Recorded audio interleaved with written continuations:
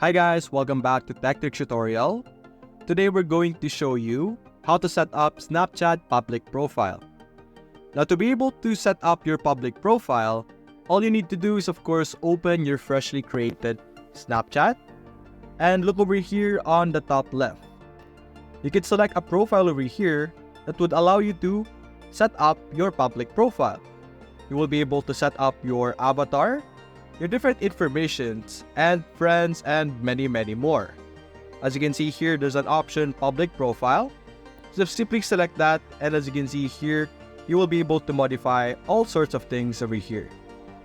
You could simply click on OK to get started, and you could add stories, spotlights, insights, and anything you want. You will be able to see here your different sections that you could set up for your account. As you can see here, right now we're trying to check out our insights and spotlight. But this is where you will be able to set things up. So that's basically it, guys. If you enjoyed this video, leave a like and subscribe. Thanks for watching.